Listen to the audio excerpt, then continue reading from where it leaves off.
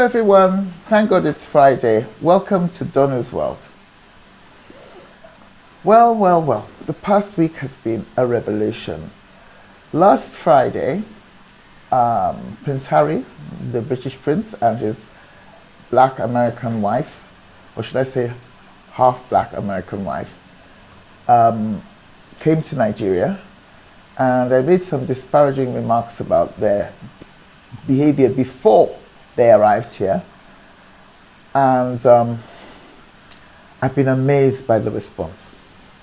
I mean, I knew I'd attract some attention because they are celebrities, I mean global celebrities, but nothing prepared me for the sort of barrage of responses from people who mostly agreed with me actually, but you know, not everybody did agree with me, and it's just been amazing. I've never had so many views or subscribers adding their names to my, or their joining my platform. And I want to thank everybody who's taken the trouble to watch me, even if you didn't agree with me, and who has subscribed. Not just last week, not just since last week, but you know, since I started this series a few weeks ago. So, every experience you have teaches you something valuable or interesting or distressing, or teaches you something. And something I've learned from the response I've received to the largely negative comments I made about Meghan and Harry is that the world is divided into three types of people when it comes to this burning issue of Prince Harry and Meghan, the Duke and Duchess of Sussex. There are those who think that it's fine to go on TV and complain bitterly about your relatives, even when your 90-something-year-old grandfather is dying in hospital. These people believe that their feelings are paramount and that nothing matters more in life than how they feel. And in my experience, such people magnify their grievances. And you know, there are people who agree with them and think they have every right to behave like that. And then you have the second type of person that I've observed within this context, which is people who have emotional discipline and some sense of restraint and perspective when it comes to assessing situations and not always perhaps putting yourself first. I suppose you would say that this second category of people are traditionalists. These are people who think that, well, it's not always about me. Maybe I have been wronged. But you know, my grandfather's on his deathbed, so that matters too. So either you think it doesn't matter or you think it does matter. And then there's a third, and in my view, sort of quite an interesting group, that they're not particularly pro-Harry and Meghan, or, you know,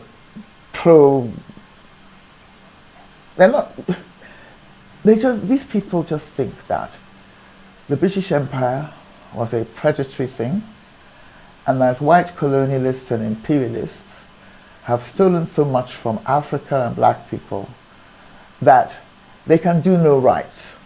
And so, even though Prince Charles, as he was then, walked Meghan down the aisle when she was marrying his son, because her father couldn't make it, there are people who think that that counts for nothing, and that, you know, such gestures are, you know, mere window dressing, or they're sort of like papering over huge cracks, and that all that really matters is that the British Crown and establishment are inevitably, irredeemably racist institutions, and so anything that Meghan experienced there must have been negative, and so they believe her. You know, like I said, these people are not necessarily her fans. They would basically believe anybody who said that they'd had bad experiences, any black person or half black person or partially black person who said they'd had bad experiences with the British royal family. And I can sympathize with that view in the sense that, well, I'm black myself, so I know about imperial history, and I'm sensitive to what was done in countries like my own, Nigeria, and in other places full of brown and black people, India, and so on. So, yes, of course, racism must be deeply embedded in the institution that is the British monarchy. But, my view is that things do move on, and that I don't think Prince Charles was pretending or insincere or lacking in affection when he smiled beamingly and led his new daughter-in-law to be down the aisle at Windsor, in the Royal Chapel in Windsor. But whatever is going on in the hearts of people, who knows? Who knows? I mean, we are who we are, and we don't even always understand our own motivations or our own psyches, so it would be simplistic to say, well, he was nice to Meghan in the church on the wedding day, so he's not capable of any negative behavior thereafter towards her for reasons of racism or other reasons. And, the same can be said for the entire royal family. I mean, they all showed up smiling, but who knows what really happened. But, it is I continue to say that the most important thing in life is to put things into perspective. And that Harry and Meghan should think about what they say they went through, and remember that forgiveness is a virtue. I'm giving them the benefit of the doubt now and saying that maybe bad things were done to them, though I tend to think that they exaggerated, but in case they're not lying or exaggerating, they should consider forgiveness, because cutting your family off the way they have it's really cruel, and it's so harsh, and there's no going back from some of these decisions, especially if the older people who are involved in the grievance die before you make peace with them. Meghan's father, another victim of Harry and Meghan's constant, issues with people, is probably closer to 80 than 70 now.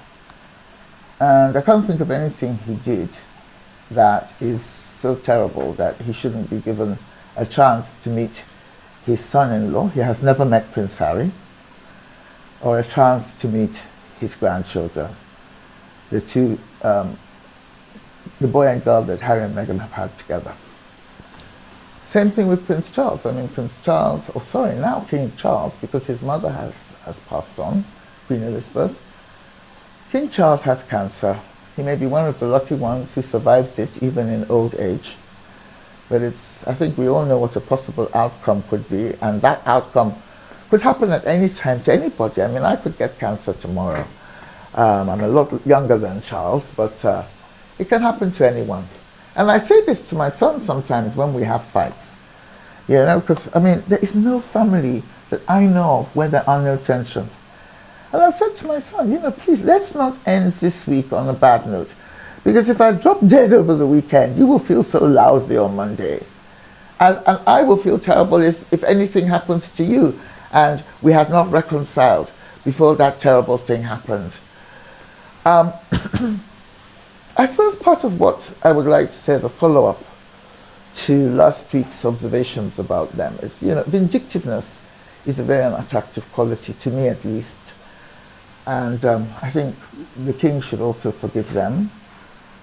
And I think Prince William, Harry's brother, should also forgive them. I think they should all forgive each other. I mean, many people think that Meghan is the obstacle and that she was the cause of the quarrel in the first place, and that she's the one making sure that quarrel is never resolved. So if this is true, I would urge Meghan to please let go, let these people go back to being the reasonably happy family they were at intervals, even if not all the time. Okay? You yourself, Meghan, you have your own family issues. And, you know, if you want to cling to your own family problems, and maybe you don't even have the chance or the choice to reconcile, fine, but don't stand in Harry's way. You know? A lot of people wonder whether you'll stay with him for the rest of his life and be, you know, hold his hand when he doesn't have any friends or family left. Whatever the case may be, whether you're going to go or stay, please allow these people. If you are the stumbling block, please stop being the stumbling block. And, you know, if Harry is far more, you know, complicated and difficult than he appears to be, and he's the problem, then he should also stop being the problem. You guys should remember that there are people who have forgiven parents who dumped them in orphanages, and the children who've gone looking for parents who didn't want them at birth and abandoned them, and they've forgiven their parents, and they love their parents, and they're people whose relatives have been murdered, who have told the authorities that they do not want the murderer to be executed. Now, I know that these are almost saintly levels of forgiveness, but we're all capable of them. So that's what I would say. But let's get back to being a little bit acerbic about a couple who are far from being my favorite people. So, they came to Nigeria. To be honest with you, I'm not one of those who begrudges them the visit, because I think, you know, Harry has done enough work with injured servicemen and army people to deserve the invitation he received from the Nigerian Chief of Defense Staff. Harry's a soldier himself, why shouldn't he be invited? I also have, you know, it's not like I really hate them. I mean, I was quite surprised by the furore about her wardrobe, Meghan's wardrobe, because I think generally she looks very nice. She's stylish, she's chic, and some people say she's too thin. I like skinny. I'd love to be as skinny as she is. I used to be as skinny as she is, so, you know, and I'd love to go back there. So I don't have any problem with how she looks, how she dressed. Maybe she should not have gone to that school with in a barebacked long dress that looked suspiciously like an evening gown. But, you know, she looked nice, and to me it wasn't a big deal. I've received a number of calls asking what do I think, what did they do, how did it go. Well, I was quite surprised actually by how kind of like low-key the whole thing was. They didn't appear to have gone to any very grand venue that was beautifully and lavishly decorated. When they visited the school, just a few school children milling around, and then they had this lunch with women they described as, you know, global, or the most 50 or 40 most influential women in Nigeria. And the room that they were having this event in seemed very sort of small and almost dingy. You know, I mean, maybe the cameras didn't do the room justice, but again, I was surprised. I thought, you know, not exactly a gala event. Then we also saw an advert from the Lagos Polo Club, if it was genuine, in which tickets were being offered for sale to the evening event that was being hosted in Harry and Meghan's honor. And in my experience in any country, I've traveled quite a lot, and I've been to a few of these high-class celebrity things. Normally, when famous people are going to grace an event, you have to, I mean, the tickets sell out immediately, and you certainly don't have to beg anyone to come and buy them. So that surprised me as well. I still don't know whether they managed to offload all the tickets they were selling. And to be fair, I don't know if that advert was genuine, but it sounded genuine. So, you know, my overall feeling about that trip was that I think the magic around them is fading. I think the thing with royalty is, and I'm not a royalist, but a lot of people are, and even people who aren't royalists tend to be quite respectful towards monarchs and their relatives. I just feel that the further away Harry and Meghan move from their position as frontline royals, the more and more the magic and the gloss fades. And I think, the trip to Nigeria, though well-intentioned, plenty of goodwill, there's loads of people like me carping about them, but there were also people who were pleased to see them. And I still felt, Beyonce could get a better crowd than this. And, if William and Kate come, it'll be completely different. Even though Meghan claims to be 43% Nigerian, and so she keeps on saying she's our sister and that she was coming home, I still think that if William and Kate came, they'd still drum up a much larger crowd and a much larger buzz. The Nigerian media were fair, bit of coverage, nothing too exciting. A few Nigerian traditional rulers came to meet them, and they were criticized by some for bothering.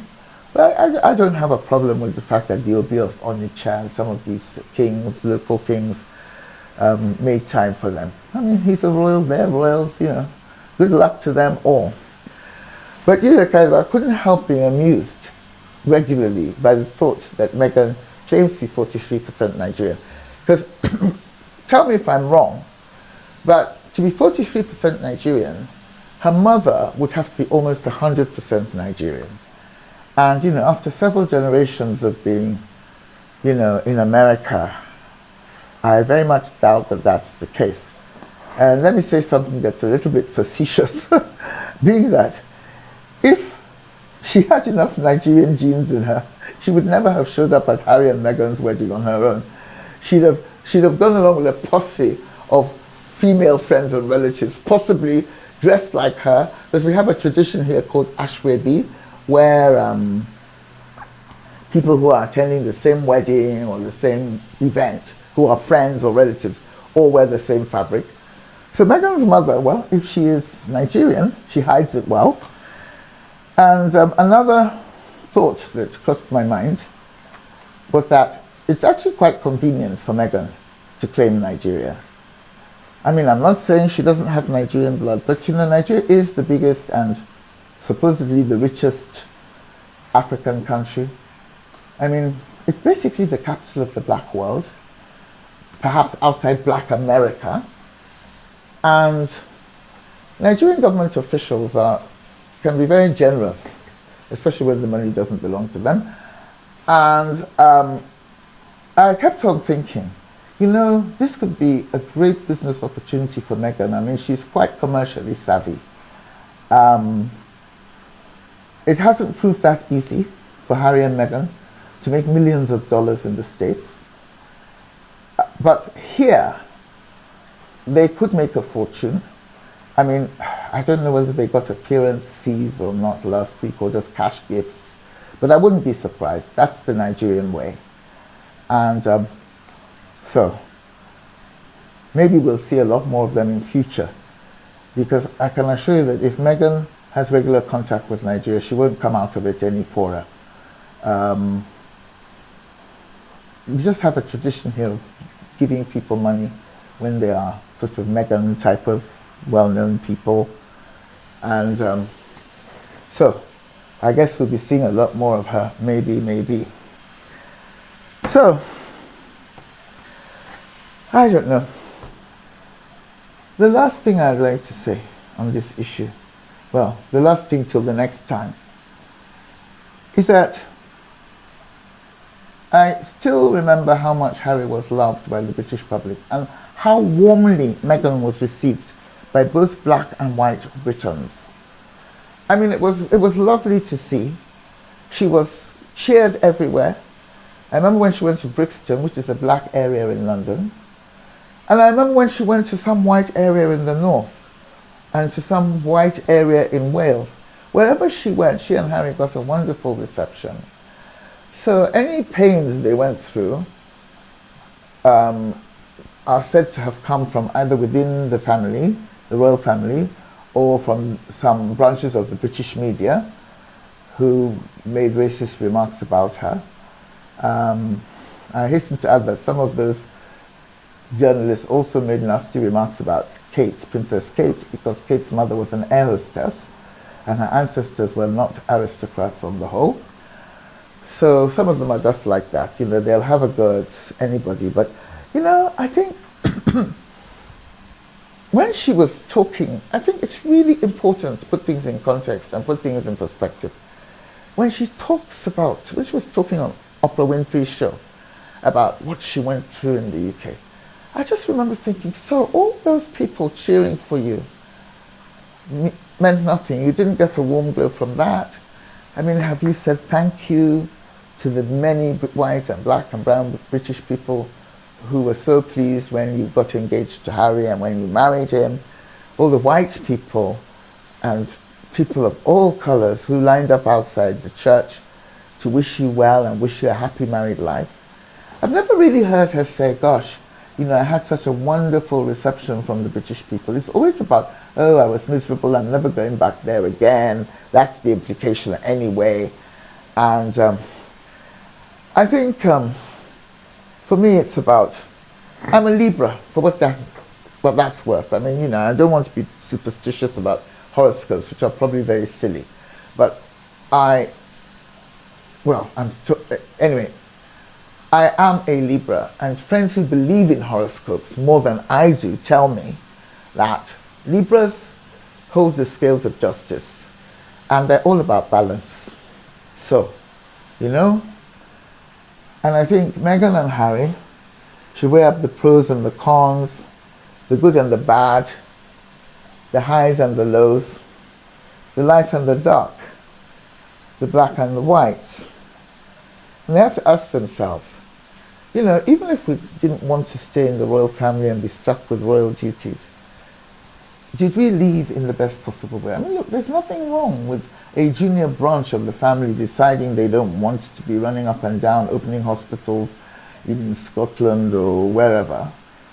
I mean, I think they could have said, look, you know, give us time. We'd like to go and live in California for a while. And, you know, we're not happy with some of you, but, you know, we're still a family, but we just don't want to be part of this for the meantime. And if they'd done that and then kept quiet and licked their wounds, if there are indeed any wounds, real deep wounds, and concentrated on building a family and on, you know, nurturing friendships and staying in touch with the family despite their grievances, I think they'd be getting a better deal now. And for Diana's sake, I mean, Harry is the prodigal prince, and I think for the sake of his late mother, I mean, at least he should try and heal a rift with his brother. And I think Oprah, I'm a great fan of Oprah Winfrey. If I had been Oprah and Meghan had come to me to say she wanted to talk about her family or the family she married into, I'd have said, hey girl, take me like a big sister and auntie. Don't do it, because it will not end well. You're going to wind up scrabbling around for scraps. You're going to wind up worrying about things you wouldn't have had to worry about before. I mean, I think it's very unfair. The British government should provide them with security, well, at least when they're in the UK. But now they have to pay for their own guards. Everything, it's like almost like things are falling apart. And, well, maybe they'll recover, maybe they'll grow stronger. But, like I said, if I had been Oprah Winfrey and some of the older people around them, I would have advised them against going down this path. Okay, so keep those responses coming and let me know how you feel.